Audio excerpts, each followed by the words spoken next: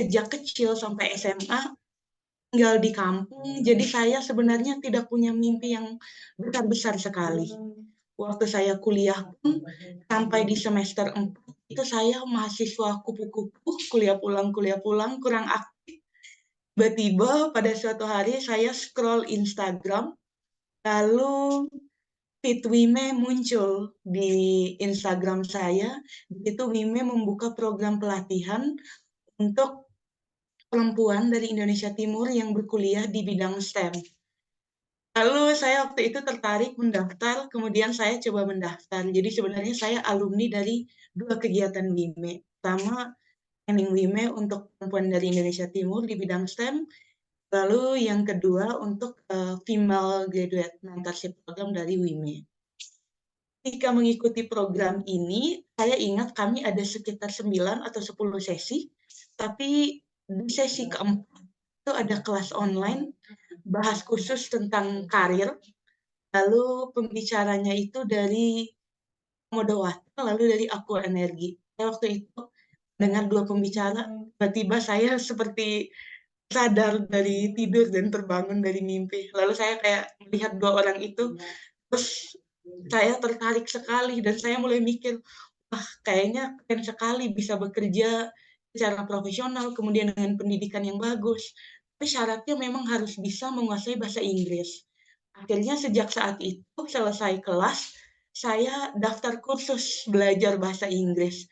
Jadi saya mulai kursus dengan serius, kemudian berani untuk speaking itu setelah saya mengikuti kelas BIME setelah sesi keempat tentang karir talks itu. Setelah selesai, kemudian saya coba untuk mulai menabung. Tepat seminggu sebelum wisuda, itu saya mencoba untuk mengambil IELTS di Jakarta. Waktu itu memang saya ambil, kemudian hasilnya memang kalau untuk seleksi beasiswa, saya dapat overall 6,5. Waktu itu kemudian saya juga sebenarnya tidak ada pikiran apa-apa mau melanjutkan kerja atau melanjutkan pendidikan, jadi masih mengawang-awang. Tapi dari WIME ada program mentorship nih.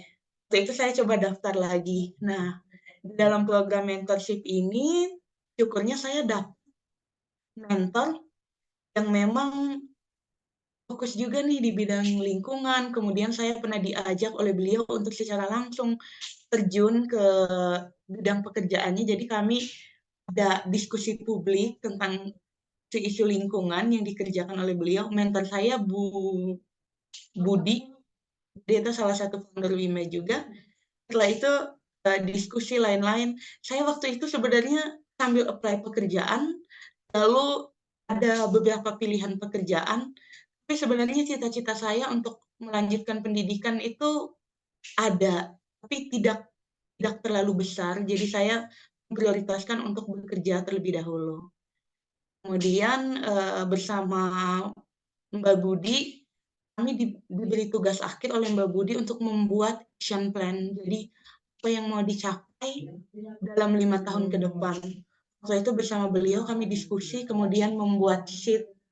Lalu di situ ditulis rencana jangka pendek, jangka menengah, jangka panjang, target yang ingin dicapai. Sebenarnya untuk beasiswa ini, kalau saya sendiri itu ada di rencana jangka menengah. Saya memang mau bekerja dulu. Tapi kemudian saya mendapatkan pekerjaan dan itu memang di wilayah Nusa Tenggara Timur lagi. Jadi saya pulang kampung. Waktu saya pulang kampung di sini, saya kerja. Kebetulan juga pekerjaannya untuk durasi kontrak setiap 6 bulan bisa diperbarui. Dan waktu itu ketika kembali saya pulang kampung, saya lihat kok teman-teman saya nih yang semua ke SD seangkatan sama saya, cuma saya sendiri yang sampai kuliah dan bisa lulus. Yang lain tuh sudah menikah semua, bahkan anaknya ada sudah sampai 5 atau 6 orang. Jadi saya luar biasa cukup kaget waktu itu. Kemudian waktu pulang, saya ngobrol-ngobrol bersama mereka, lalu mereka banyak cerita bahwa mereka menyesal tidak bisa melanjutkan kuliah, karena sekarang harus jadi petani, kerja lagi di kebun, dan sekarang hasil bumi itu, hasil tanah, semakin tahun semakin menurun karena anomali cuaca. Jadi kemiri, padi, lain-lain itu terserang hama, dan susah sekali untuk hidup. waktu itu saya pulang, kemudian saya mulai memikirkan lagi nih, sepertinya ada kesempatan, lalu hari itu juga kebetulan saya lihat bahwa LPDP ini buka pendaftaran juga untuk batch 2 2023, lalu masa kontrak kerja saya juga hampir berakhir. Setelah saya pertimbangkan banyak hal, ternyata saya lihat bahwa ada kesempatan di situ untuk melanjutkan pendidikan. Lalu memang karena waktunya mepet sekali, jadi sekitar H-3 pendaftaran, saya baru terpikirkan untuk mendaftar. Akhirnya saya coba menghubungi dosen untuk surat rekomendasi. Tapi ternyata di-ghosting oleh dosen, jadi tidak diberikan surat rekomendasi. Saya coba-coba berpikir lagi, lalu saya teringat Wime dan Mbak Maya. Waktu itu saya coba untuk kontak Mbak Maya, karena kontak mentor saya itu waktu itu handphone saya sempat kena hack, jadi hilang semua, tapi saya masih sempat nyimpan kontak Mbak Maya, jadi saya coba hubungi beliau, lalu diberikan surat rekomendasi, kemudian saya mendaftar, dan akhirnya mengikuti proses pendaftaran, sampai sekarang lulus, tapi saya lulus tanpa LOE. Jadi setelah lulus, kemudian saya coba apply lagi ke universitas untuk mendapat LOE, dan akhirnya dapat di Wageningen. Mungkin kalau sedikit cerita perjalanan saya seperti itu ya Mbak Destri dan kakak teman-teman semua. Jadi peran Wime besar sekali kalau saya coba untuk refleksikan kembali gitu. Salah satu peran komunitas juga ya kalau untuk mendukung terutama sesama perempuan. Jadi kalau dia banyak banget rintangannya sebenarnya. Kemudian terima kasih sudah bertahan sejauh ini. Nanti akan mulai petualangan baru di tahun ini. Terus Claudia tahu nggak kalau misalkan Claudia kan tadi ngambil jurusannya environment science. Nah, apa sih yang aku akhirnya pengennya jurusannya ini nih gitu. Apakah emang gara-gara kepepet terus itu doang yang buka atau gimana nih, Clau? Iya, makasih banyak Mbak Desi. Jadi sebenarnya karena saya dari Flores, kita tuh sejak lama itu punya wacana bahwa kami di Flores mau pembentukan provinsi baru. Jadi kita mau punya provinsi sendiri, kemudian mungkin eh, di sini juga sebenarnya isu-isu soal lingkungan, lain-lain itu yang mendapatkan tempat di masyarakat. Lalu saya juga sebelumnya kerja di bidang lingkungan, dan sebelum itu saya juga magang. Saya magang di institusi pemerintahan, di SDM yang memang kita juga fokus untuk membahas isu-isu lingkungan. Jadi sebenarnya latar belakang pekerjaan, kemudian pengalaman, lalu saya juga lihat ada sesuatu yang penting sekali di sini, dan akhirnya saya melihat sepertinya untuk environmental science bagus sekali. Lalu saya mengambil spesialisasinya di kebijakan publik, di policy dan ekonomi. Jadi memang untuk kebijakan publik dan ekonomi. Waktu itu saya lihat bahwa penting sekali ini, karena jujur saya di kabupaten saya ini sejak saya kecil sampai sekarang saya jarang sekali melihat ada perempuan yang berperan penting sekali di isu-isu kebijakan publik. Jadi itu jadi motivasi yang sangat mendasar. Kemudian untuk pemilihan universitas sendiri, sebenarnya saya waktu itu memilih Wageningen karena waktu saya kuliah itu punya salah satu kenalan kakak tingkat yang memang juga berkuliah di universitas yang sama. Kemudian kami coba untuk share lain-lain, lalu saya coba dalami lagi kurikulumnya, kemudian syarat-syarat pendaftaran. Ternyata untuk syarat pendaftaran juga tidak dibutuhkan pengalaman kerja maksimal harus berapa tahun.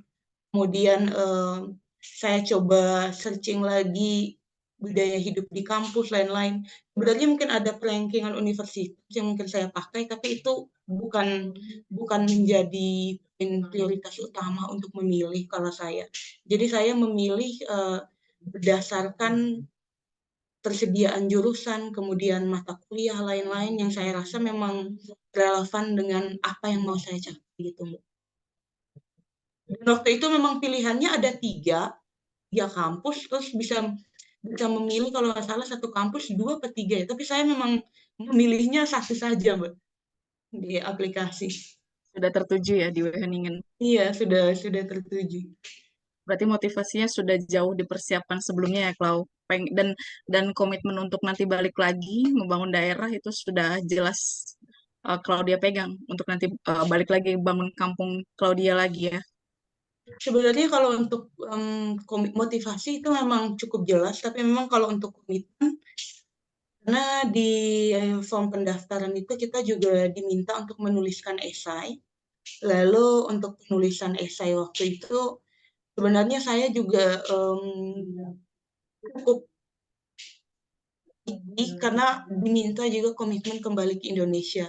Jadi saya berusaha membuat esai dan komitmen kembali yang benar-benar terukur dan realistis. Jadi tidak selalu mengawang-awang begitu. Jadi benar-benar di komitmen kembali itu saya benar-benar menuliskan sesuatu yang memang secara logika ini bisa kita capai gitu. Jadi saya tidak mengumbar janji-janji di situ. Nah, memang nanti akan dipertanggungjawabkan lagi ketika ada sesi wawancara. Oke, berarti ketemu salah satu kunci tipsnya nih, barusan nyelip gitu ya. Berarti pada saat membuat esai adalah memang apa istilahnya nyata atau realnya ini bisa kita capai gitu. Jadi tidak sekedar ngawang-ngawang kemudian menjanjikan banyak hal. Jadi apa yang bisa kita capai dan bisa kita jawab pada saat nanti divalidasikan di interview gitu ya, kalau ya. Iya, iya benar, Bu. Oke deh, kita simpen dulu tadi sharing dari Claudia. Kayaknya kita langsung berlanjut ke Ante ya. Hai Ante ya, udah siap? Eh, suaraku jelas kan ya? Benar tuh. Coba tes Halo? lagi. Halo. Halo? Halo? Ya udah, oke kok. Cuman agak jauh dikit aja. Halo? Ini jelas nggak? Udah cukup, sudah jelas. Ante tadi Claudia sudah, jadi nanti kurang lebih sama sih di share-nya. Cuman kalau misal berkenan, bisa share tambahan. Misalkan karena Ante kan kondisinya nanti akan berangkat tidak sendirian ya, tapi full tim gitu insya Allah. Jadi ini memotivasi juga nih.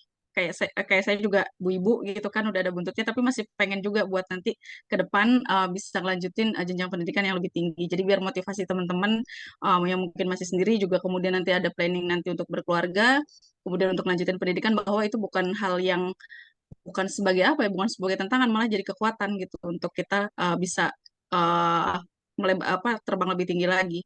Jadi silahkan Antea boleh sharing terkait experience-nya untuk meraih beasiswa ini. Silahkan Antea.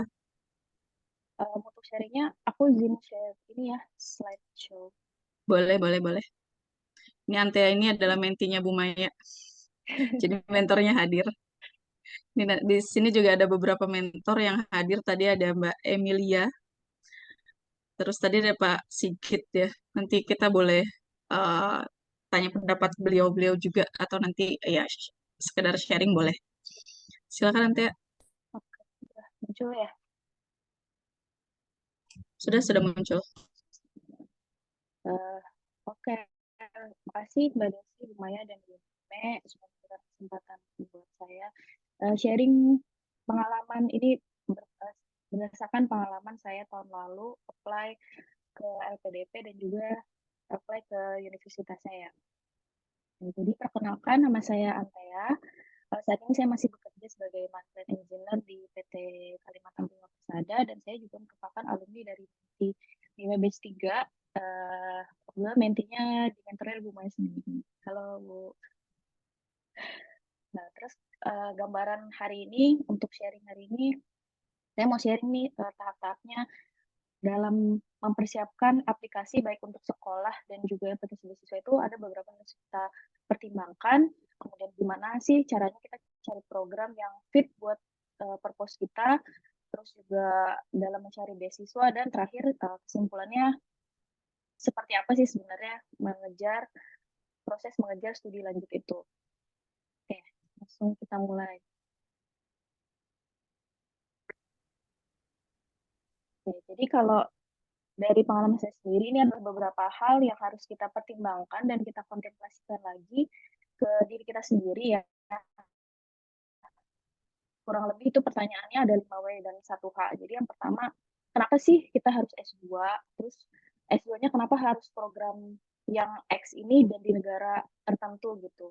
Terus untuk pertanyaan yang kuatnya dengan S2 ini memang sebenarnya tujuan kita yang mau diraih itu apa, terus setelah lulus kita mau ngapain, end goal kita apa, dan knowledge apa sih sebenarnya mau kita kejar dengan ngambil S2. Kemudian untuk yang who, bisa kita pertimbangkan juga siapa role model yang bisa menjadi inspirasi kita. Kemudian juga karena dalam proses aplikasi itu kita membutuhkan beberapa surat rekomendasi, bisa kita pikirkan juga tuh siapa ya kira-kira yang bisa memberikan kita referensi baik untuk aplikasi sekolah dan juga beasiswa. Kemudian dalam hal ini juga cukup penting itu yang perlu kita pikirkan itu siapa yang bisa memberikan input dan juga motivasi. Karena dalam pembuatan essay itu ya mungkin kita butuh feedback dan juga bantuan proofread dari perspektif lain dan itu butuh pandangan dari orang lain seperti itu. Kemudian untuk yang when bisa kita tanya kembali ke diri sendiri target kita kapan waktu yang tepat untuk mulai studi dan kapan studinya akan selesai. Dimana ini bisa kita ingatkan lagi nih dengan next plan kita nanti studinya selesai di tahun berapa, kemudian dari situ kita mau kerja di mana gitu. Kemudian untuk di mana dipertimbangkan kita mau ambil studi di mana dan kita akan kerja di mana setelah lulus. Dan untuk yang how itu gambarannya bagaimana skill kita yang sudah dilengkapi oleh S2 nanti itu gimana bisa menyelesaikan masalah apa sih yang sebenarnya mau kita selesaikan dengan kita ngambil S2. Ini sebenarnya gambarannya kayak rangkuman dari tadi ceritanya Klau ya. Jadi kayak prosesnya kayak gitu, harus tahu nih isu apa sih yang mau kita selesaikan dengan ambil S2 gitu. Dan ini beberapa hal tambahan yang harus kita pertimbangkan juga, yaitu adalah ada kos-kos yang pasti akan timbul, yaitu berupa ngambil tes IELTS dan TOEFL itu kan sehingga tahu pasti lumayan ya itu biayanya. Kemudian juga kalau misalkan kita butuh untuk ngambil tes prepnya atau kalau misalkan ketika ngambil tes itu juga nggak langsung dapat skornya sesuai target gitu. Terus yang kedua, kalau saran saya ini kita bisa coba buat timeline dari awal, prosesnya dari awal sampai akhir. Di bulan apa kita mau susun esai, baik untuk beasiswa dan juga untuk universitas. Terus juga mungkin kayak tambah dari KDSI tadi, untuk yang mungkin ini untuk yang udah berkeluarga gitu, udah ada bentuknya gitu, itu bisa dipertimbangkan lagi tuh aspek keluarga gimana, karena kan kalau misalkan kita ada rencana mau bawa keluarga, berarti harus ada kita harus memikirkan juga nih karir suami, terus kemudian juga anak, nanti dia umurnya berapa, apakah kita mau bawa ke sana, terus mau sekolah di sana, terus nanti pas balik umur anak itu udah berapa dan apakah sudah harus masuk SD atau gimana itu juga harus direncanakan gitu baiknya ya. Kemudian juga yang terakhir adalah investment towards ya academic interest. Ini maksudnya adalah terkhusus buat teman-teman yang mungkin tertarik untuk mengambil program S2-nya ini nggak terlalu linear nih dengan jurusan S1 atau pekerjaannya. Jadi maksudnya sama proses aplikasi, paralel kita bisa ngambil course online, ikut konferensi atau seminar, atau aktif di komunitas juga bisa. Jadi ketika nanti di S1 resume nanti kelihatan nih kita bisa show gitu. Memang sih kita nggak linear, cuman saya tuh udah melakukan hal ini untuk mencapai tujuan saya tadi gitu. Kemudian tahap pencarian universitas. Menurut saya ini berdasarkan pengalaman saya sendiri. Hal yang paling penting itu adalah mencari program yang bisa menutupi knowledge gap saya. Jadi dari tujuan, saya kan tadi punya tujuan ya. Nah, tujuan itu dikontemplasikan lagi tuh untuk mencapai tujuan itu saya butuh program seperti apa, course structure-nya gimana. Terus dari courses yang ada itu kira-kira dari silabusnya itu knowledge-nya bisa nggak ya memenuhi kebutuhan saya gitu. Kemudian juga yang harus diperhatikan yaitu requirement dan deadline. Kemudian apakah ada member dari universitas tersebut, profesor atau guru yang mau kita kita belajar dari dia secara spesifik. Ini khususnya buat universitas yang ada tesisnya sih biasanya ya. Untuk final project-nya apakah itu butuh tesis atau hanya butuh coursework aja, itu juga dicari tahu. Kemudian juga untuk universitas yang butuh tesis harus mulai tergambar untuk tesisnya kita mau mengerjakan apa dan mau bekerja dengan profesor siapa. Terus untuk program course structure itu udah tadi, kurang lebih kurikulumnya seperti apa. Dan kalau menurut saya ranking universitas ini penting, cuman bukan menjadi prioritas dalam mencari universitas. Jadi kalau saya pribadi yang saya prioritaskan adalah bagaimana program di suatu universitas itu bisa memenuhi kebutuhan apa ya, bisa memenuhi kebutuhan pengetahuan yang pengen saya cari tahu. Nah, kemudian info-info tadi bisa teman-teman compile di satu table seperti ini. Infonya bisa mencakup prioritas pertama, universitas prioritas pertama, kedua, ketiga, dan seterusnya. Kemudian nama universitasnya, programnya, lokasinya di mana, durasinya berapa lama, kemudian mulai intake-nya di bulan apa, karena beda universitas, beda lokasi itu beda juga. Kadang ada satu universitas yang buka dua term, ada buka dua intake, ada yang coba satu. Ini juga kalau di Australia itu mulai intake-nya tuh beda dengan kalau kita ngambil yang di US atau di UK gitu kan. Terus deadline itu juga di note ya, di note deadline aplikasinya kapan. Kemudian kebutuhan requirement seperti tes bahasa Inggris, kemudian apakah butuh tes lain seperti GRE, berapa recommendation letter yang dibutuhkan, dan juga pertanyaan esai. Nah, untuk table ini, kalau saya pribadi ini membantu saya ketika misalkan udah lagi istirahat ya, lagi dalam proses itu riset, cuman biar nggak lupa gitu, kemarin udah riset tentang universitas apa, dan dari sini juga kita bisa bandingin nih, oh yang ini misalkan di Columbia dia durasinya cuma 1,5 tahun, sedangkan kalau ke Arizona 2 tahun itu bisa kita inginkan lagi, dan kebutuhan kita kalau 2 tahun tuh mana sih nanti kita selesai tuh di tahun berapa gitu. Kemudian juga saran saya juga dalam ngelis dan riset university mungkin nggak usah terlalu banyak, karena kalau terlalu banyak juga kan jadi bingung ya, jadi mungkin 5 atau 6 universitas itu sudah cukup gitu. Nah, terus ini tips dalam mencari universitas itu yang paling penting tadi kan mencari program yang memenuhi kebutuhan kita sendiri. Kita bisa nih nulis cara-cara aja kompetensi dan pengetahuan yang udah kita dapat selama S1 dan juga kerja. Kemudian abis itu kita isi nih goal kita short term, medium, dan long. Kita mau jadi apa. Nah, di antara kedua itu kita isi nih jembatannya yang menjembatani antara posisi kita sekarang di mana dengan goal kita di masa depan. Itu di things unit, jadi itu akan kelihatan sebenarnya kita mau cari tahu apa gitu. Nah, dari situ mungkin bisa membantu mempersempit opsi teman-teman dalam mencari program di universitas-universitas. Kemudian untuk mencari beasiswa, seperti yang sudah Bu Maya mention di awal ya, beasiswa itu sebenarnya nggak cuma LPDP, sebenarnya banyak banget beasiswa-beasiswa lain dari negara-negara yang tempat institut itu berada gitu. Contohnya kayak Chevening, ada Fulbright, ada DAAD, New Zealand, ada CSGP, GKS, Max, AAS. Nah, selain itu kayaknya di sini ada juga yang nggak saya sebutin, ini yang lumayan familiar lah ya gitu. Nah, kalau dalam memilih beasiswa ini, mungkin bisa dikembalikan lagi ke teman-teman dari setelah tadi kita tahu mau apply di universitas mana, itu bisa dipersempit lagi. Misalkan ketemu, saya ketemu nih program di UCL gitu. Nah, mungkin dari UCL teman-teman bisa coba apply di Chevening sebagai plan A, kemudian bisa juga apply di LPDP sebagai plan B-nya gitu. Ini bisa dibandingin lah komponen-komponen beasiswa sendiri itu juga beda-beda ya dari setiap beasiswa ini. Cerita sedikit kalau saya pribadi, silakan kalau prioritas universitas kan saya pengennya ke US. Cuman alasan waktu itu kenapa alasan nggak coba Fulbright, karena untuk Fulbright sendiri itu dia ada cap di fee-nya. Jadi capnya itu di $35.000 setahun, itu udah include semua tuition fee, living allowance, buat buku, dan lain-lain gitu.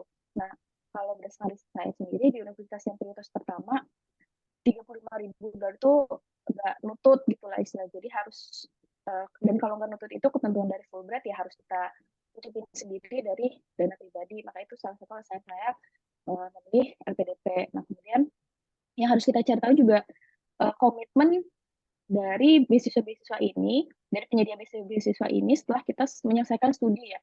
Kayak yang kita tahu lah LPDP itu wajib setelah beres kuliah itu wajib kembali ke Indonesia 2N plus 1 N-nya itu masa studi. Jadi misalkan tadi saya yang ngambil di Columbia 1,5 tahun, berarti saya wajib stay di Indonesia selama 4 tahun gitu ya. Nah, kalau nggak salah sebenarnya di ketentuan LPDP-nya ada pengecualian.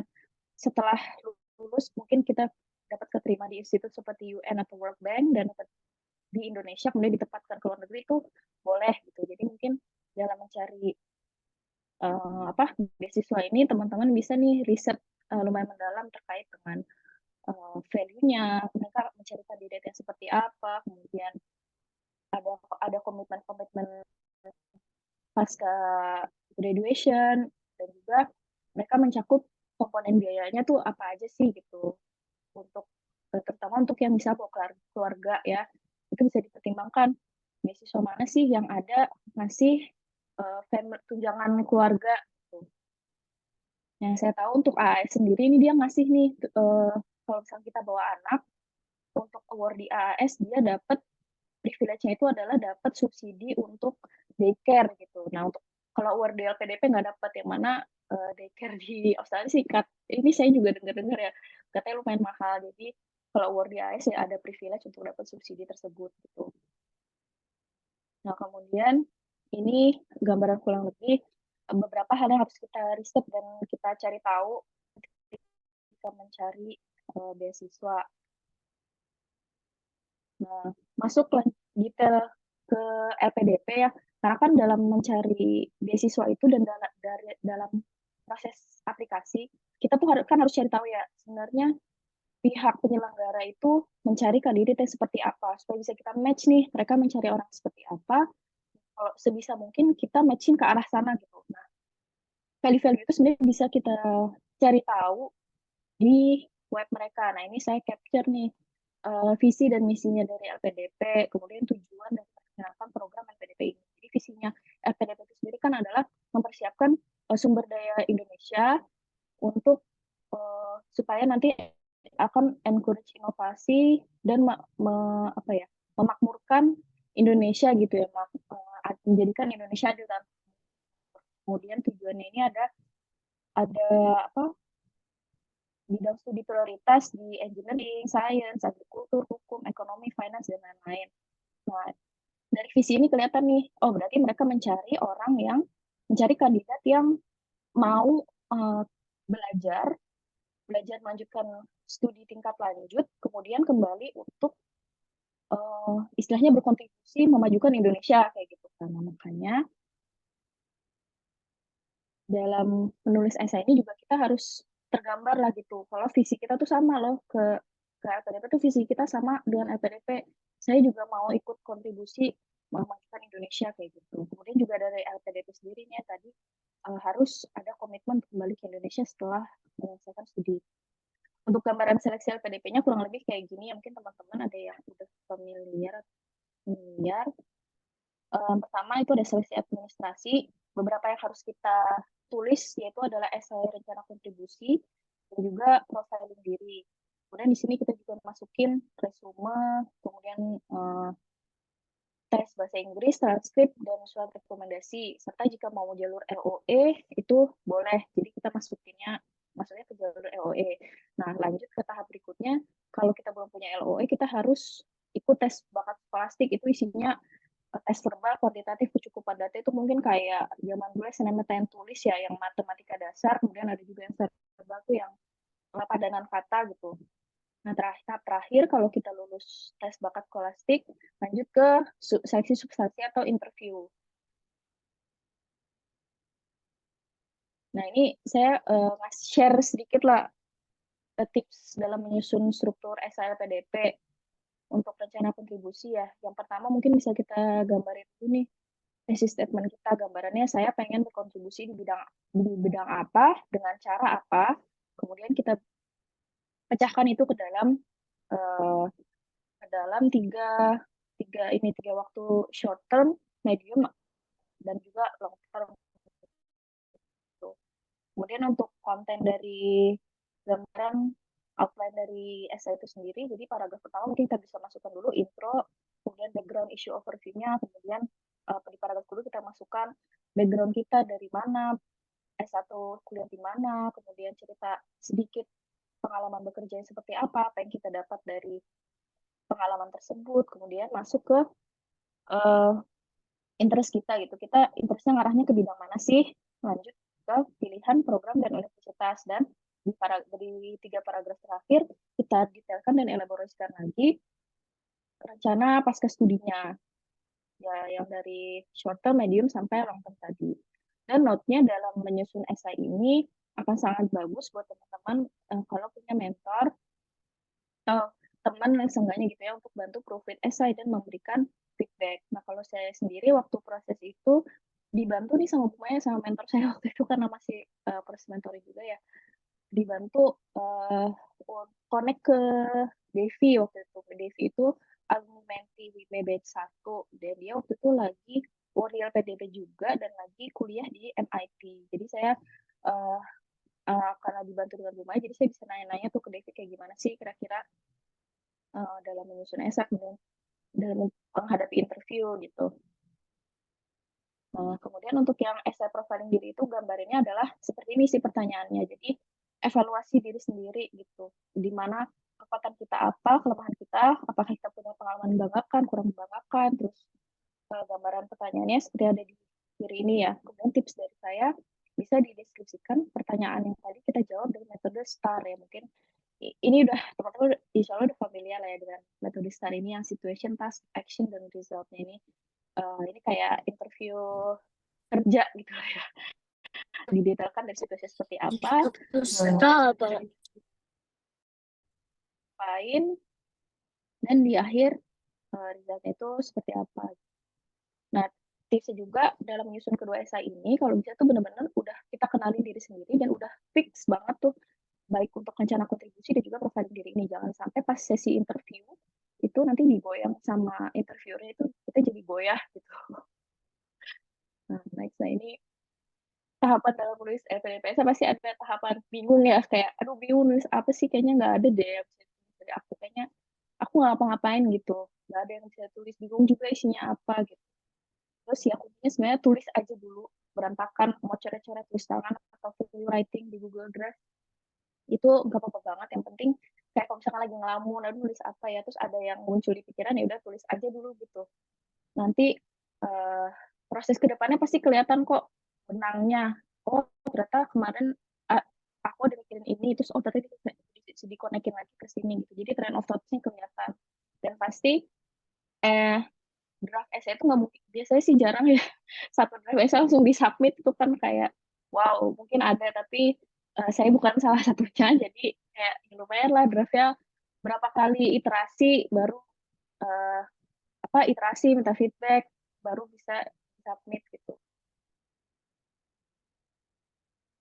Nah, kemudian untuk tips di interview ini karena merupakan tahap terakhir, kayak yang Claudia tadi bilang juga, interview ini kan merupakan tahap terakhir, merupakan pendalaman dari material yang kita submit, yaitu CV, profiling, dan essay kontribusi. Jadi sebelum interview itu kalau bisa kita perdalam dulu nih isu yang mau kita bawa, terus kita pahami juga semua seluk-beluk program yang kita apply, terus bisa sering mock interview. Nah, untuk mock interview ini sedikit tips, mungkin teman-teman yang tertarik pada daftar LPDP bisa join grup Telegram LPDP. Nah, di situ mereka banyak tuh sharing info, dan juga pas lagi musim seleksi substansi jadi Wardi LPDP itu punya channel Discord.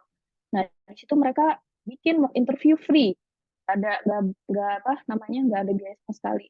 Tinggal hubungin aja Wardi LPDP-nya apakah mereka bersedia. Kalau misalkan tinggal matching waktunya, ya udah go ahead gitu. Dan untuk platformnya juga bebas, itu bisa lewat Zoom, bisa lewat Google Drive, atau di Discord sendiri tuh kan bisa ya kita atau voice chat, itu bisa juga. Terus yang terakhir tentunya harus konsisten dengan apa yang kita tulis. Jangan sampai ketika interview nanti ditanyain terkait esainya, dipastiin sama si panelisnya, kita malah jadi kayak kelihatan gitu bingungnya, dan belum kayak belum tahu lah sebenarnya kita mau ngapain gitu. Gitu gambaran kurang lebih dalam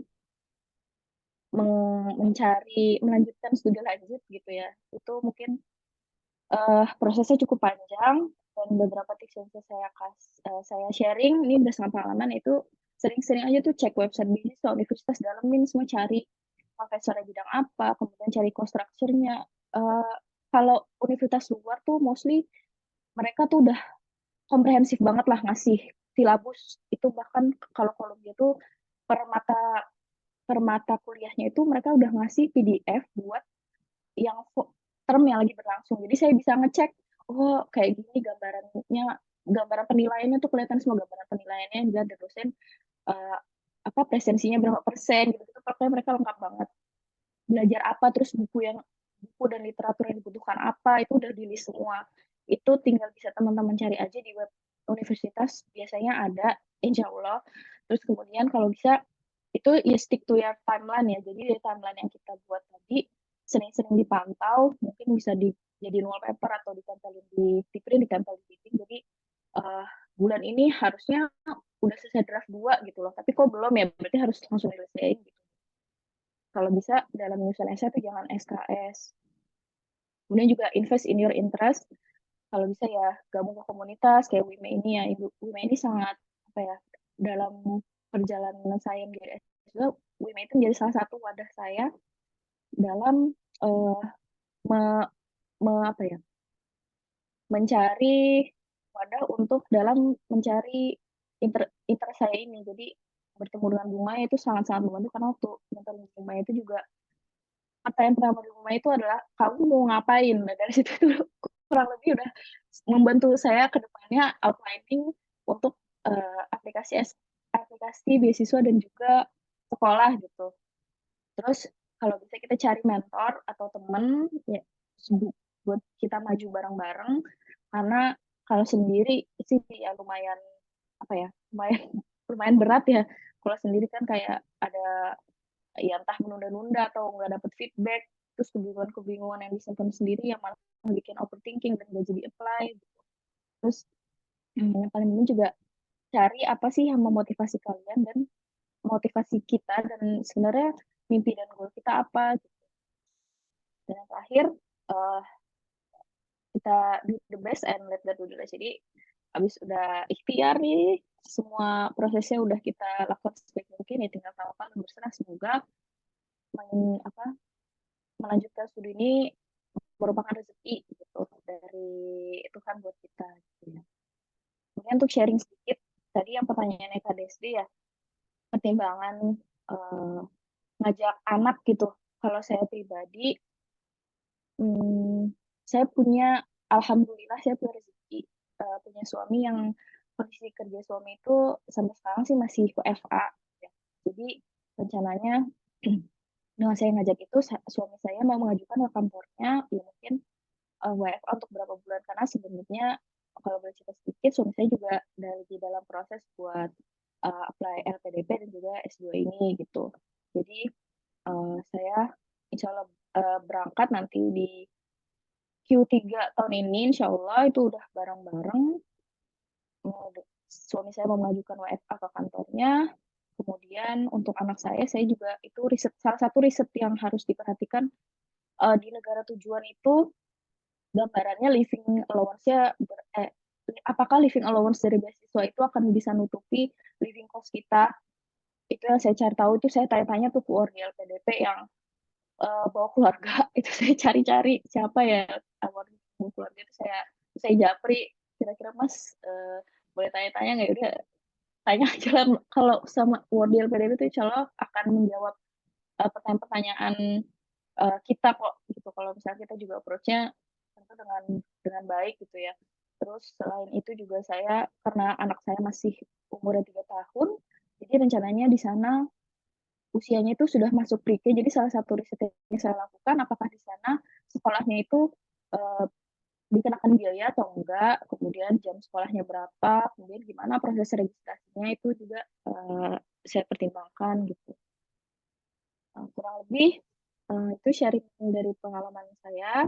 Semangat teman-teman semuanya yang mau berjuang, semoga dilancarkan. Terima kasih. Amin. Terima kasih Antea, komplit banget. Nanti kita bisa minta bagi materinya ya Antea ya. Boleh. Boleh, oke. Jadi tadi yang saya lihat itu pertama harus disiplin, bikin timeline, target apa yang mau di-achieve, kemudian Oke, Tasya tuh udah antusias aja, keren. Thanks for sharing Mbak Antea. Oke, kasih reaction dulu deh buat Antea sama Claudia. Boleh ya teman-teman kasih reactionnya. Jadi harus disiplin bikin timelinenya sendiri. Ya itu memang emang ngebantu banget sih punya catatan buat kita ngelangkahnya udah sampai di mana, kemudian mau kemana lagi. Kemudian punya mentor, punya lingkungan yang bisa mendukung tuh juga penting. Apalagi kalau misalkan lagi di pertengah perjalanan terus capek, biasanya di situ itu yang kita butuhin support system banget gitu kan. Walau- Jadi apa ikut join di komunitas, kemudian join punya teman-teman yang punya support dan juga tujuan yang sama itu juga penting ya. Kemudian nanti kalau misalkan mau Ante kalau misalnya dari peserta di sini ada yang mau tanya-tanya boleh ya kalau misalnya udah di luar acara terkait tentang Boleh banget, LPDP-nya. boleh Oke, banget, jadi boleh banget. jangan terpaku di LPDP, banyak juga beasiswa lain, jadi silakan dicocokkan di mana cocoknya, kemudian mulai di apa ya, ditulis-tulis gitu ya, bikin catatan-catatan, barangkali memang di tahun, bisa jadi tahun ini, bisa jadi tahun depan, atau 2 tahun lagi, entah mungkin waktu yang tepat buat kita bisa meraih salah satu goal itu gitu. Terima kasih Antea untuk sharingnya juga Claudia. Kita akan berlanjut ke Pak Visto. Pak Visto. Ya, halo. Oke, ready Pak Visto ya. Terima Udah kasih. dapat Ya, gambaran nih dari 2 menti alumni kita. Jadi ya. Pak Visto mungkin bisa ngasih gambaran gimana sih kalau misalnya kalau Pak Visto kan lingkupnya kerja ya di luar negeri. Kemudian adaptasinya harus seperti apa. Kemudian ada tips-tips atau pandangan terkait teman-teman yang nanti akan berangkat untuk melanjutin pendidikan. Silakan Pak Visto. Ya, terima kasih Mbak Desri. Saya mau share slide ya. Oke. Bentar ya, caranya gimana ya ini? Saya agak gaptek sebentar Mbak. Sebentar Mbak. Sorry. Eh, Oke, aman Pak. Di apa yang tanda hijau share screen, nanti dipilih aja di PowerPoint atau di all screen-nya. Oke.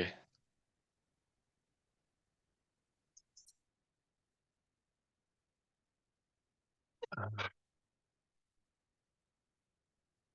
Gimana ya? Kok nggak ada ya di tempat saya, maaf ya. Hmm,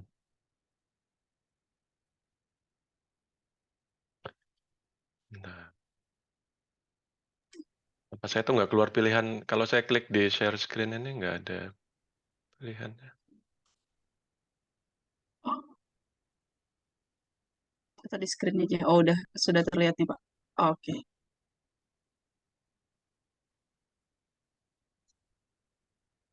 Kelihatan nggak? Udah kelihatan, Pak. Tinggal digedein aja, Oke. Yang kelihatan apanya nih? Oh, ini kayaknya ada WhatsApp-nya Pak Visto sama ini nih, berkarir di luar negeri. Iya itu ya. Iya, betul. Oke. Sebentar ya.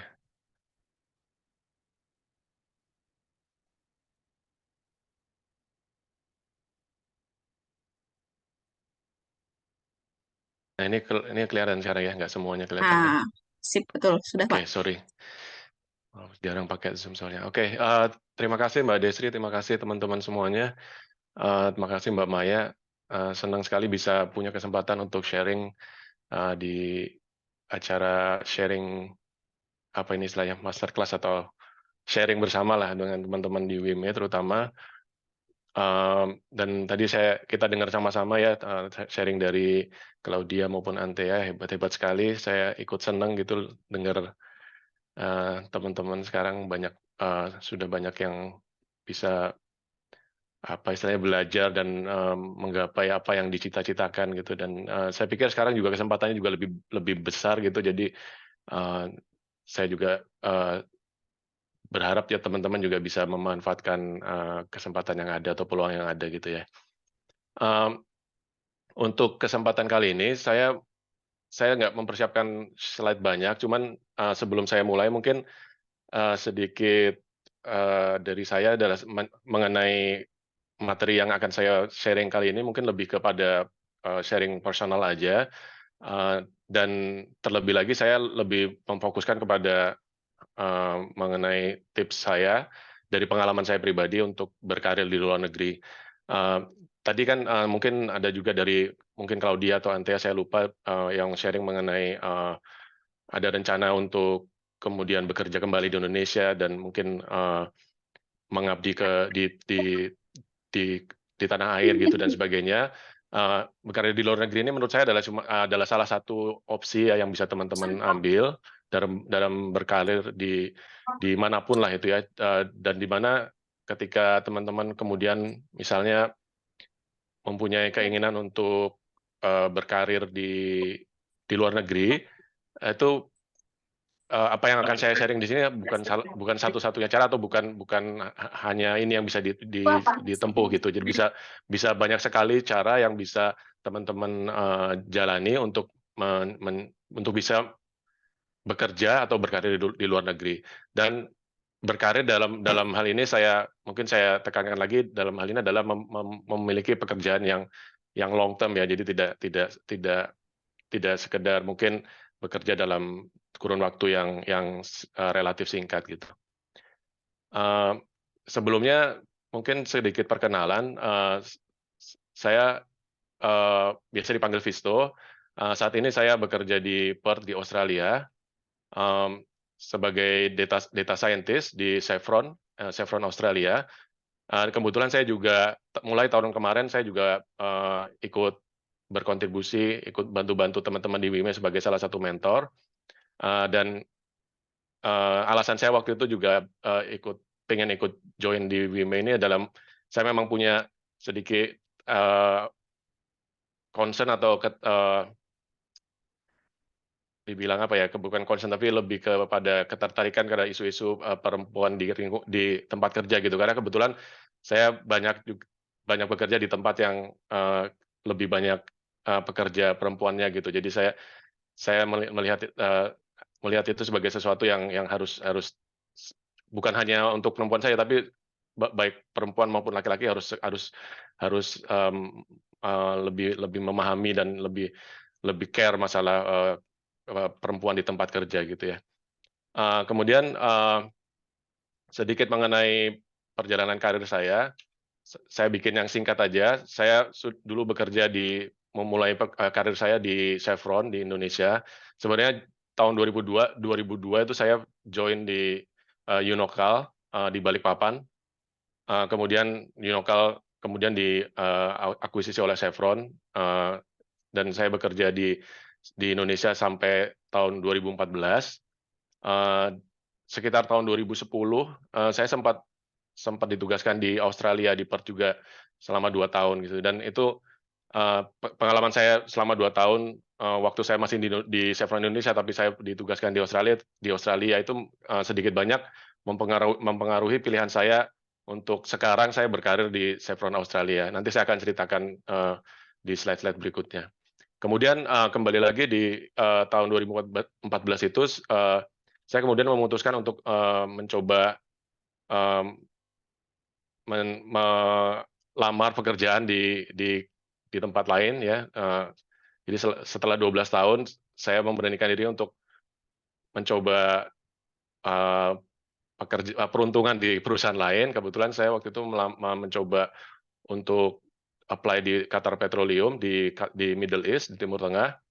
Dan sebenarnya waktu itu juga saya nggak secara khusus melamar di Qatar Petroleum waktu itu, karena mungkin karena bantuan di LinkedIn juga ya. Jadi saya kemudian ada tawaran masuk kemudian untuk apply di Qatar Petroleum. Jadi itu salah satu mungkin pentingnya juga nanti teman-teman kalau memang masih mau untuk mencoba pekerjaan di tempat lain untuk selalu update resume di LinkedIn ya.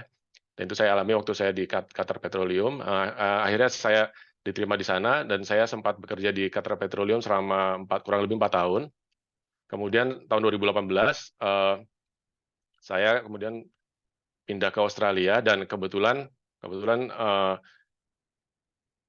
saya kembali lagi ke Chevron gitu, karena ini mungkin salah satu nanti yang saya akan ceritakan juga kan, kenapa saya kembali lagi ke Chevron itu karena kurang lebih karena saya masih punya hubungan yang baik dengan dulu mantan kolega saya waktu di Chevron gitu, sehingga waktu saya cari-cari pekerjaan di Australia ya kebetulan ada pekerjaan di Chevron, saya akhirnya kembali ke Chevron sampai sekarang. Jadi saya sudah hampir 6 tahun ya sekarang bekerja di Chevron Australia. Jadi kurang lebih itu pengalaman kerja saya yang secara garis besar aja.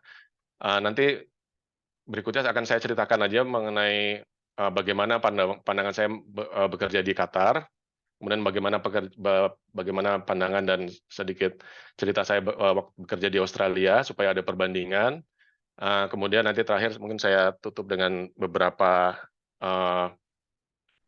semacam tips atau saran-saran lah kalau memang teman-teman ada yang tertarik untuk mencoba berkarir atau bekerja di luar negeri ya.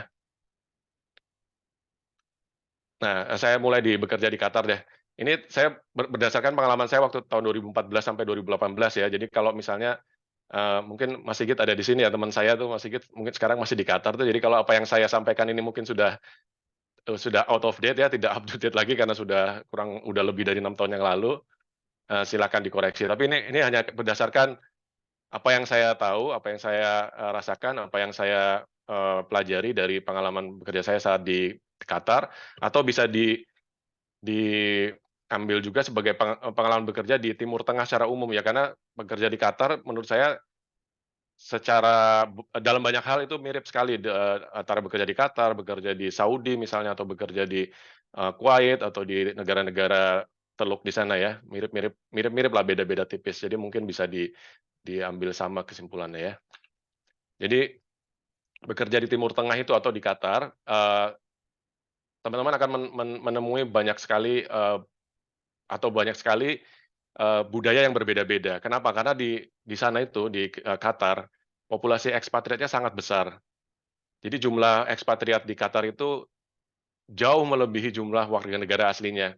Kalau saya nggak salah, warga negara asli itu hanya sekitar 20 atau 25% saja. Jadi sisanya itu adalah pendatang yang memang datang ke Qatar atau ke Timur Tengah untuk bekerja. Nah, mereka nggak punya sumber daya manusia yang cukup untuk membangun di sana. Sementara mereka butuh banyak sekali sumber daya manusia untuk membangun negara mereka. Jadi mereka mengimpor banyak sekali ekspatriat.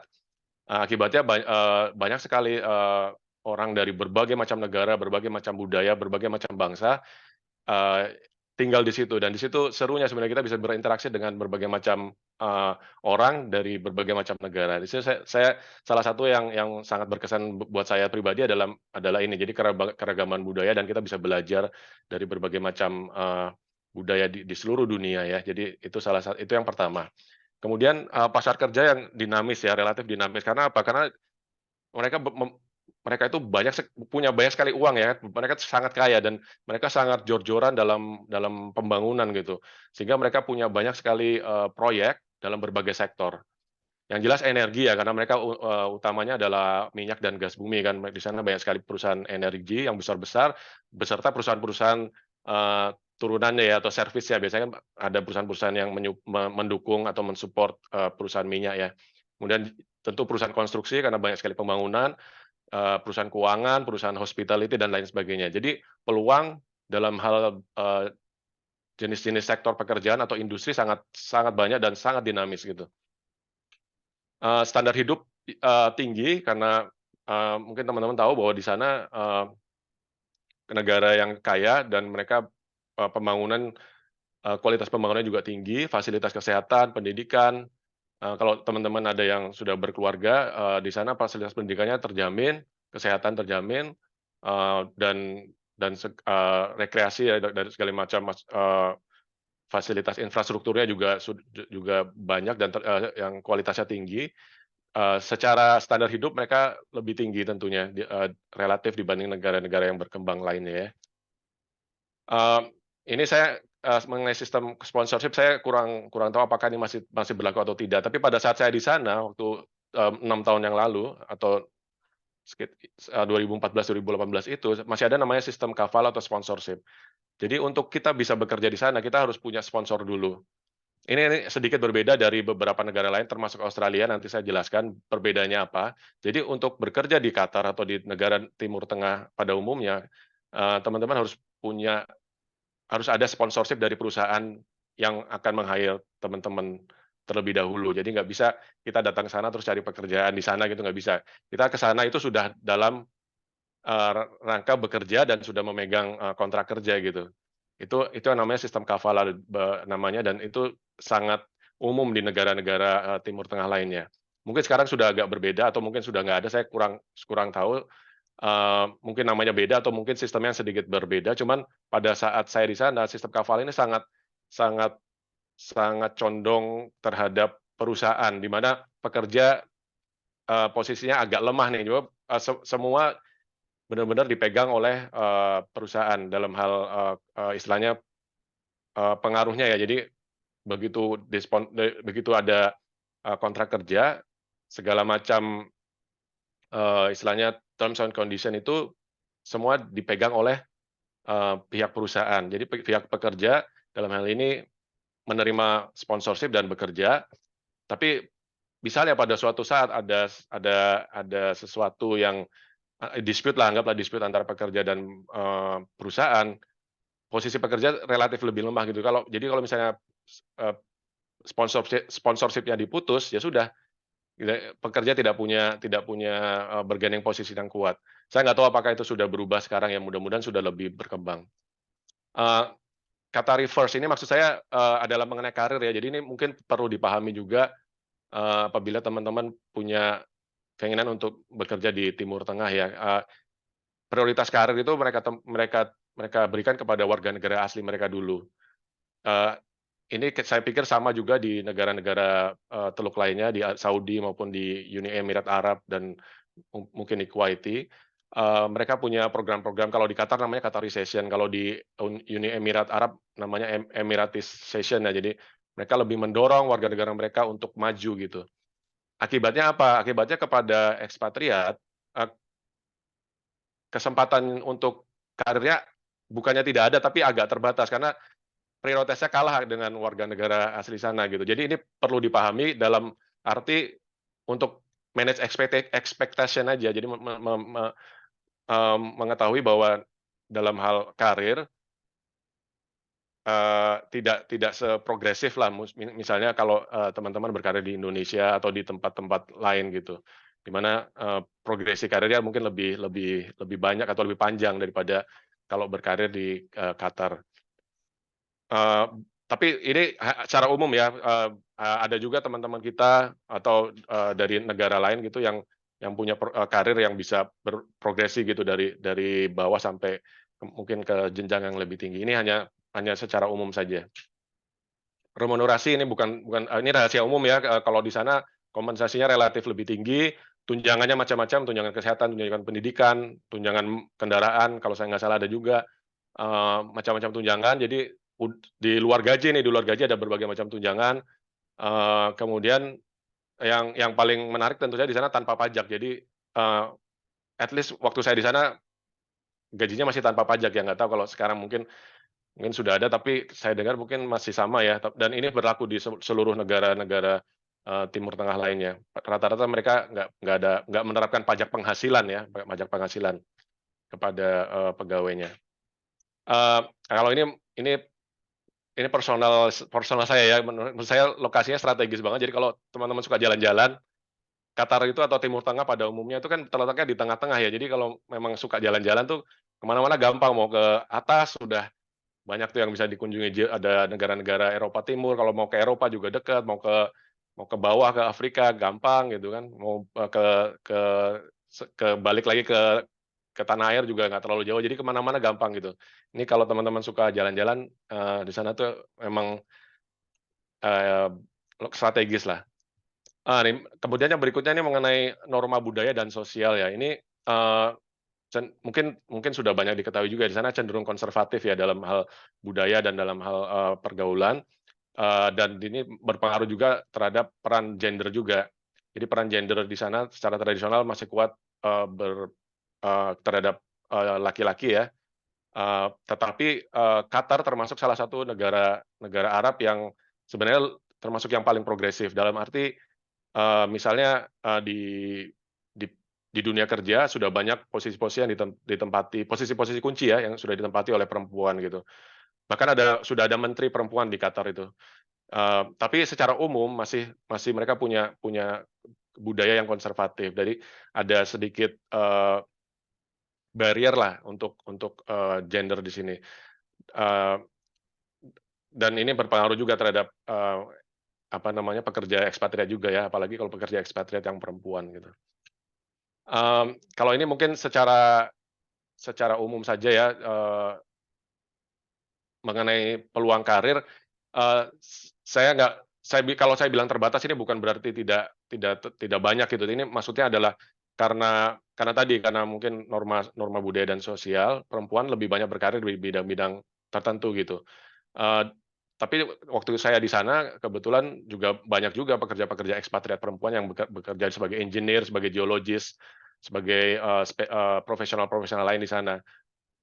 Namun demikian jumlahnya masih jauh lebih sedikit daripada pekerja laki-laki, dan pekerja perempuan lebih banyak difokuskan pada sektor-sektor tertentu yang berhubungan dengan hospitality misalnya, atau kesehatan, yang memang mungkin membutuhkan requirement tertentu yang lebih banyak didapatkan dari pekerja-pekerja perempuan pada umumnya gitu. Jadi itu sekilas saja bekerja di Qatar seperti itu, mudah-mudahan bisa memberikan sedikit gambaran aja. Sekali lagi ini berdasarkan pengalaman pribadi saya, sudah 6 tahun yang lalu, mungkin ada yang sudah berubah dan lebih berkembang sekarang ya, lebih terbuka.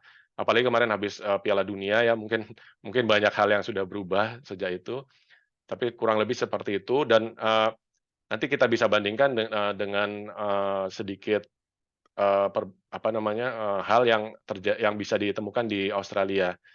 Nah, di Australia ini negara barat ya, pada umumnya negara barat lebih terbuka, lebih inklusif, dan sama-sama negara dengan standar hidup yang tinggi ya. Yang pertama itu yang paling mencolok ada work life balance-nya. Jadi sebenarnya khususnya secara umum di Australia itu memang orang-orangnya tuh bahasa Indonesianya tuh apa ya, kalau orang anak zaman sekarang tuh slow ya mungkin ya, atau santai gitu, nggak ngoyo lah. Pokoknya mereka kerja ya kerja, tapi kalau udah saatnya untuk istilahnya di luar pekerjaan gitu ya, mereka akan memilih untuk ya udah pekerjaan saya udah selesai nih. Saya sekarang waktunya untuk menikmati kehidupan sosial gitu. Jadi budaya atau karakter seperti ini juga akhirnya berpengaruh terhadap work life balance yang banyak diterapkan di perusahaan-perusahaan di Australia. Jadi mereka mendorong produktivitas secara umum, tapi sekaligus mereka juga sangat memperhatikan tuh tuntutan-tuntutan mengenai kesejahteraan pekerja, dalam hal ini work life balance atau juga kesehatan mental gitu. Jadi kesehatan mental di sini kencang tuh kalau isu-isu mengenai kesehatan mental, karena mereka merasa itu tadi ya, kembali lagi kerja, kalau waktunya di luar pekerjaan, dan hal-hal di luar pekerjaan itu juga sama pentingnya gitu. Jadi itu juga mendorong juga banyak kebijakan perusahaan juga banyak terpengaruh dari budaya seperti ini.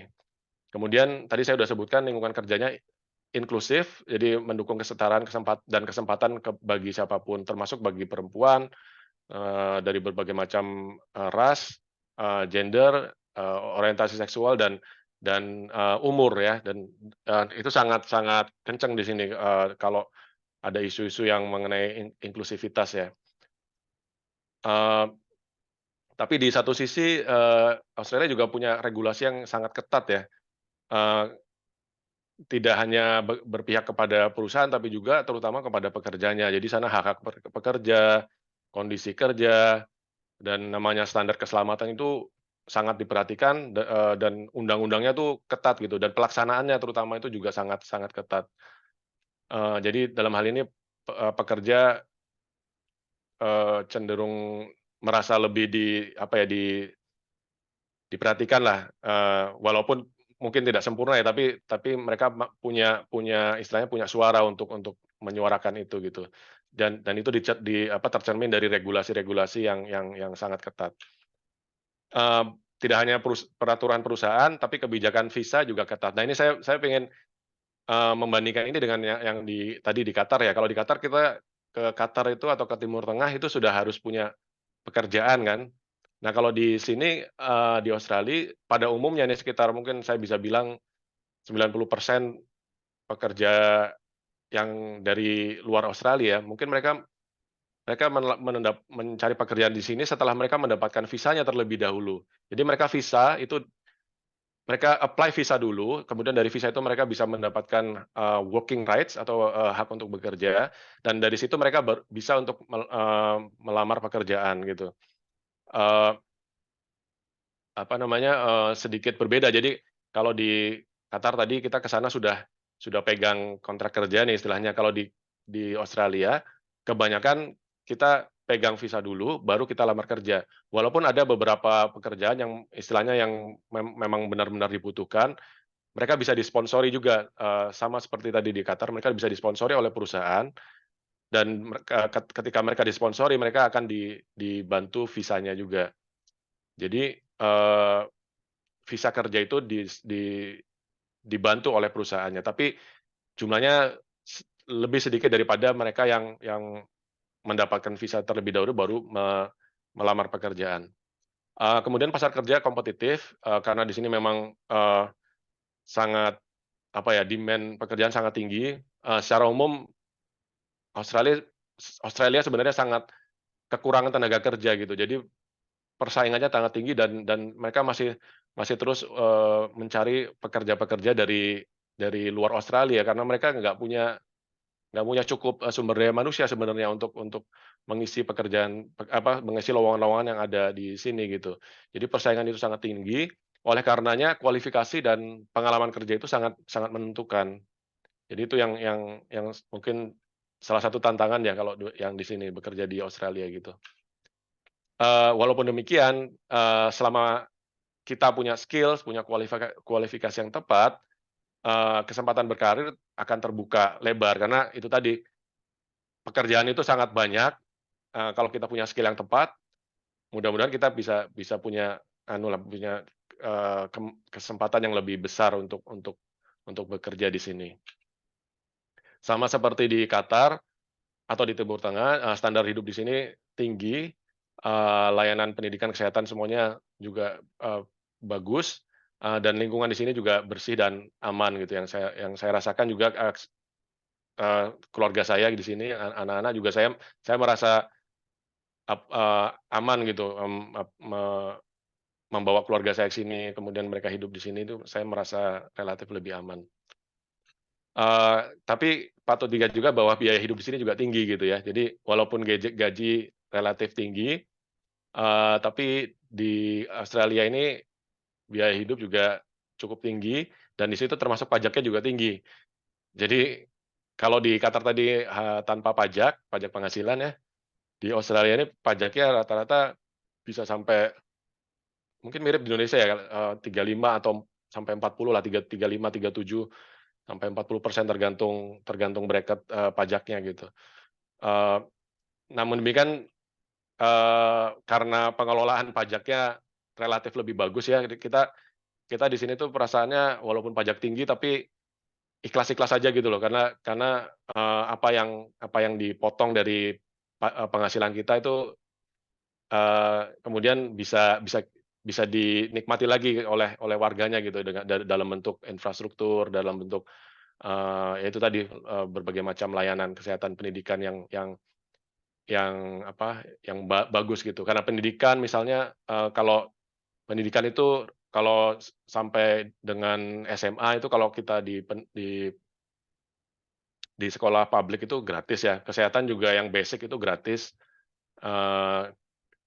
Kecuali kalau kita masih di atas mau pelayanan di atas itu atau spesialis gitu, kita mesti bayar asuransi swasta gitu, tapi untuk yang basicnya semua gratis gitu. Jadi semua itu didapat dari pajak gitu. Jadi walaupun pajak tinggi kita juga ya oke lah pajak tinggi tapi kita dapat fasilitas yang relatif bagus gitu.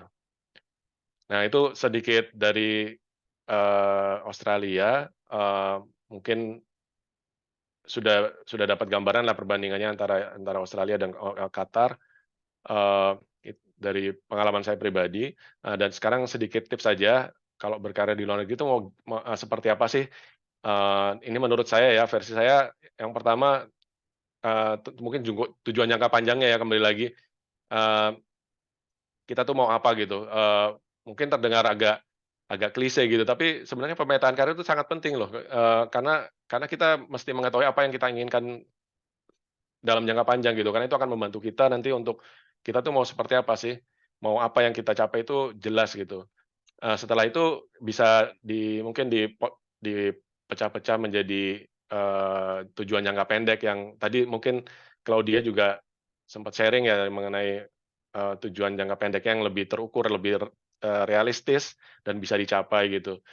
Nah dari situ, eee, nanti teman-teman bisa mengidentifikasi kira-kira untuk mencapai tujuan itu ada skill-skill atau kualifikasi apa sih yang kira-kira bisa di diperlukan gitu untuk mencapai tadi tujuannya itu. Jadi itu tips-tips, saya, yang pertama. Kemudian yang nggak kalah penting adalah persiapan dan riset nih.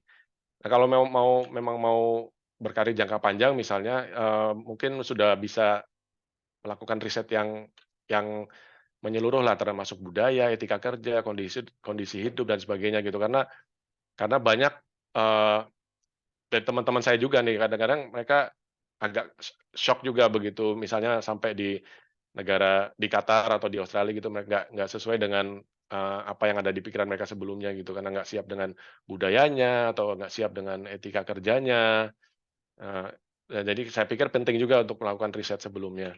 Kemudian juga, tadi kembali lagi pahami pasar kerjanya dan mungkin bisa pelajari kira-kira sertifikasi apa yang sedang dibutuhkan gitu. Nah, apalagi sekarang Eee, cepat banget ya, apa namanya, dunia ini kan berputar cepat sekali ya, sekarang banyak sekali teknologi-teknologi baru, istilah-istilah baru, terus, ilmu-ilmu baru, itu tuh memang memang bahkan buat saya sendiri tuh saya tetap merasa harus catch up gitu, kalau enggak kita memang ketinggalan gitu, dan itu saya pikir sangat-sangat penting gitu, untuk mempelajari, pasar kerja dan, apa yang sedang terjadi di luaran sana gitu ya. Mmm, ini yang berikutnya adalah yang nggak kalah penting adalah mengenai dokumen dokumentasi ya. Itu visa kerja, kemudian, sertifikasi profesional ya kalau teman-teman mungkin banyak bekerja di, berbagai macam bidang, kalau misalnya bekerja di safety misalnya itu sertifikasi sertifikasi yang berkaitan dengan safety misalnya itu, disiapkan. Kemudian, juga, dokumen-dokumen pendukung lainnya gitu. Eee, dokumen-dokumen pendukung lainnya ini termasuk juga ijazah, termasuk juga misalnya, apa namanya, eee, akta lahir dan sebagainya gitulah. Itu semuanya kalau perlu sudah dipersiapkan, sudah ada semuanya, sehingga kalau misalnya suatu hari dibutuhkan sudah ada gitu, sudah siap. Kemudian yang nggak kalah penting sebenarnya tadi ya sebenarnya sudah sempat disebutkan oleh tadi siapa, kalau salah satunya, Antea atau Claudia saya lupa, tapi peran keluarga ini penting ya. Jadi, pastikan apalagi kalau yang sudah berkeluarga ya, pastikan bahwa, eee, keluarga itu seiring sejalan lah dengan apa yang ingin kita kita capai gitu. Karena mau nggak mau kita perlu support system gitu kan, dan kita perlu dukungan, keluarga, perlu dukungan istri, perlu dukungan suami gitu. Jangan jangan jangan lupakan itu dan selalu selalu apa, engage gitu, selalu diskusikan dengan keluarga. Eee, yang berikutnya ini pasti sudah tahu lah ya, kita harus selalu membangun dan memelihara jaringan profesional kita, termasuk mentor. Jadi mentor itu penting, mentorship, baik di dalam maupun di luar lingkungan kerja. Makanya saya suka sekali dengan inisiatif di teman-teman di WIME ini karena menurut saya mentorship itu salah satu yang harus ada gitu bagi siapapun yang berkarir gitu, dan perluas perluas jaringan tidak hanya di dalam lingkungan kerja, tapi juga di luar kerja. LinkedIn misalnya, digunakan dengan baik, mungkin sekarang ada platform-platform lain, cuman saya cuma punya LinkedIn sih sekarang kalau untuk jaringan profesional, yang ada sekarang dan ini seperti tadi saya ceritakan, waktu saya ke Qatar misalnya juga saya dapetnya juga dari LinkedIn juga gitu. Jadi ini juga berguna, kemudian kalau ada kesempatan untuk konferensi atau seminar, itu dimanfaatkan dengan baik karena itu adalah, saat di mana kita bisa ketemu orang baru, bisa kenalan, kita nggak tahu ke depannya tiba-tiba kita ketemu lagi sama orang yang baru kita kenal kan di sana, dan kemudian mungkin mereka membuka jalan kita untuk peluang yang tidak kita duga-duga sebelumnya. Nah, kemudian yang berikutnya adalah keterampilan berbahasa dan komunikasi ya. Tadi saya dengar kayak Claudia sudah mempersiapkan belajar bahasa Inggris gitu ya. Itu adalah salah satu persiapan juga. Kemudian kemampuan menulis dan berbicara. Ini juga penting ya karena mungkin biasanya banyak dari kita lebih fokus ke skill-skill yang teknikal ya, tapi menurut saya kemampuan menulis dan berbicara itu sangat penting untuk mendukung karir kita. Kemudian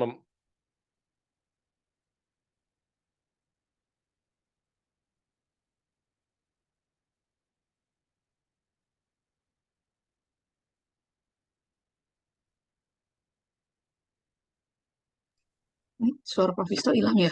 Apa sinyal saya ya? Iya, di aku juga hilang, Mbak. Oh iya, Iya. tapi mic-nya open. Kasih Lisa.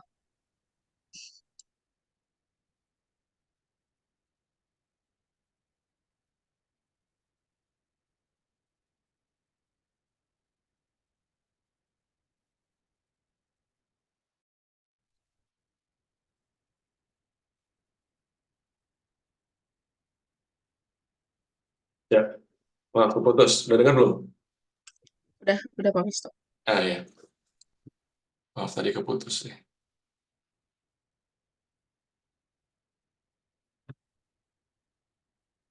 Oke.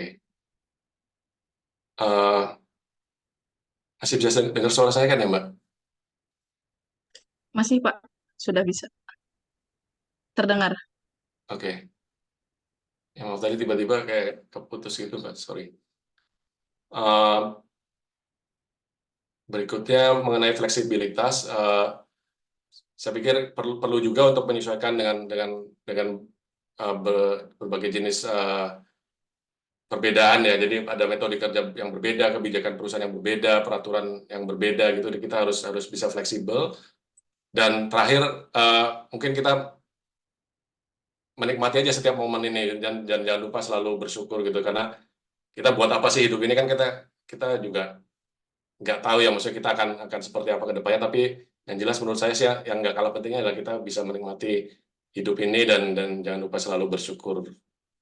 Itu aja sih. Saya pikir itu aja dari saya, Mbak Desi. Terima kasih Pak Visto, udah ada yang langsung menggebu nih buat nanya ke Pak Visto. Jadi terima kasih sharingnya. Kayaknya tadi sama ya, secara garis besar itu persiapan dan riset itu hampir sama, baik mempersiapkan melanjutkan pendidikan maupun berkarir di luar negeri. Jadi bikin timeline capaian kita, kemudian langkah yang akan mau ditempuh tuh apa itu penting banget. Jadi teman-teman bisa mulai dari itu. Kalau misalkan mau mempersiapkan nanti 5 tahun ke depan saya pengen ngapain nih gitu kan. Nah, oke. Kita sebelum masuk ke sesi tanya jawab, kita foto dulu kali ya. Bisa teman-teman open cam dulu. Oke, sambil nunggu open cam nih. Oh, Pak Sigit masih ada. Pak Sigit konfirmasinya dong soal Qatar terkini. Tadi kalau Pak bisa, oh, saya udah 6 tahun lalu gitu kan. Pak Sigit yang masih di sana. Oke, sambil kita nunggu teman-teman siap-siap untuk open cam foto bersama, boleh dari Pak Sigit kalau mau ceritain Qatar terkini seperti apa? Apakah kurang lebih masih sama seperti yang disampaikan Pak Visto tadi?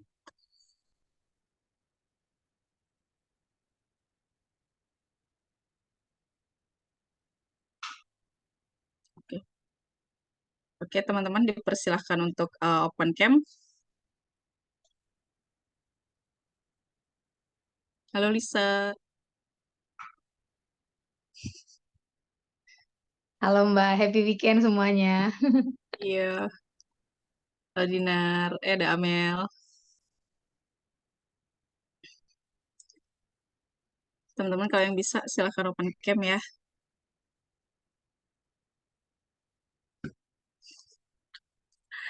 Oke deh, kayaknya Pak Sigit juga lagi nggak ini nih, lagi nggak standby. Oke, kayaknya cukup kita tag ya. Oke, masih nunggu.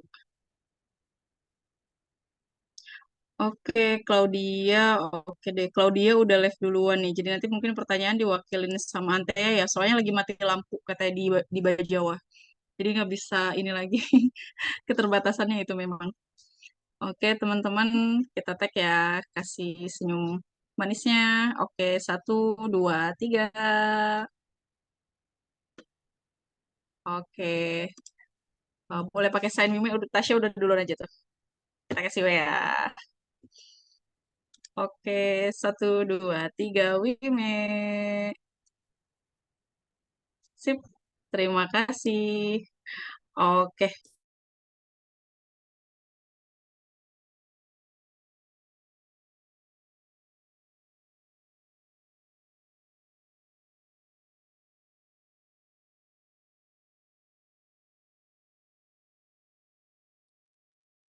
Mbak masih di mute mic-nya? Oh, thank you, Lisa. Oke. Oke, pertanyaan yang udah masuk ada dari Melani ya, ditujukan ke Pak Visto. Melani mau open mic aja atau mau aku baca ini? Bacain aja. Oke, kayaknya lagi di set ya, Mei ya. Oke, Pak Visto, pertanyaannya, izin tanya Pak, untuk mendapatkan skill visa di Australia, dari yang saya ketahui ini cerita dari temannya Melani, kebanyakan tetap harus sudah diterima di perusahaan terlebih dahulu untuk menjadi sponsor. Apakah betul begitu, Pak? Gimana kalau sudah Kebanyakan sih katanya untuk dapat skill visa ini harus sudah diterima di perusahaan dulu untuk bisa jadi sponsor atau untuk mendapatkan sponsor ya. iya ya. Ya jadi itu ada beberapa macam visa ya. Ini suara saya cukup jelas ya, Mbak Desi? Cukup Pak. Iya. Jadi ada beberapa macam visa. Ada yang namanya skill visa, itu yang dulu saya apply itu. Jadi saya apply waktu itu kondisinya saya masih bekerja di Qatar sebenarnya. Jadi saya apply dengan bukti pengalaman kerja dan skill dan sebagainya. Saya apply, kemudian saya dapat visanya. Dan dengan visa itu saya dapat pengalaman, dapat hak untuk bekerja dan tinggal di Australia. Nah, baru kemudian saya mengapply pekerjaan dengan dasar visa itu kan, sehingga kemudian bisa diproses gitu. Ada juga yang jenis visa yang memang orang itu sudah bekerja di Australia misalnya, kemudian tapi statusnya itu bukan permanent resident gitu misalnya. Jadi mungkin istilahnya temporary resident gitu, dan itu bisa aja disponsori oleh perusahaan. Tapi kalau misalnya mau apply visa yang lebih tinggi misalnya untuk permanent resident, itu kadang untuk beberapa skill memang perusahaan bisa mensponsori employee-nya gitu untuk mendapatkan visa. Dan biasanya atau mungkin sebagian besar kasusnya itu karena memang skill-nya dibutuhkan oleh perusahaan itu, sehingga perusahaan mau mensponsori visanya si employee tersebut gitu. Jadi untuk menjawab pertanyaannya tadi, ya memang ada jenis visa yang memang kita sudah bekerja dulu, kemudian disponsori untuk mendapatkan permanent resident. Tapi saya yakin waktu si pekerja itu bekerja di perusahaan itu di Australia, pasti dia sudah punya visa, walaupun itu mungkin temporary visa ya. Karena kalau nggak ada visa, nggak mungkin seseorang itu bisa bekerja secara legal di Australia gitu. Cukup jelas nggak ya? Iya Pak, sudah cukup jelas. Iya. Ada ini mungkin Mei masih belum ini. Kalau boleh di-sharingkan mungkin Pak, untuk yang skill visa itu berarti jika tidak disponsori oleh si perusahaan kan kita yang bayar sendiri ya Pak. Iya. Itu sekitar kisaran berapa ya Pak yang perlu kita persiapkan? Itu saya lupa berapa ya besar. Maksudnya uangnya ya maksudnya? Iya, yang Biayanya. dibayarkan. Iya, saya tuh lupa ya karena udah lama, tapi sekitar sorry ya, saya soalnya waktu itu saya tuh apply itu namanya skill visa, itu dia permanen visa. Kalau permanen visa itu kita bisa bekerja dan tinggal di Australia indefinitely, jadi nggak ada batas waktunya gitu. dan itu waktu itu kalau nggak salah tuh sekitar mungkin sekitar antara 1.000 sampai 2.000 dolar ya, itu 20 jutaan kalau nggak salah. Tapi waktu itu saya juga sama anak-anak juga kan, jadi anak dan istri juga, jadi totalnya waktu itu mungkin totalnya ya mungkin 4.000-an dolar lah untuk apply visa itu ya.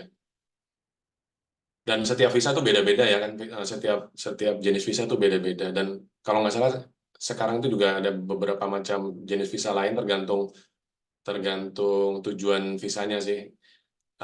Dan kalau yang berhubungan dengan pekerjaan tuh ada skill visa tadi, kemudian ada juga regional visa, jadi visa-visa yang untuk pekerjaan-pekerjaan yang di daerah-daerah yang agak remote gitu. Terus ada profesional apa ya namanya, profesional visa atau apa gitu. Itu visa-visa yang memang untuk pekerjaan-pekerjaan tertentu yang sedang high demand banget gitu, yang dibutuhkan banget dan susah ditemui di Australia gitu, kayak misalnya apa ya, kayak dokter atau spesialis atau apalah gitu, saya kurang tahu.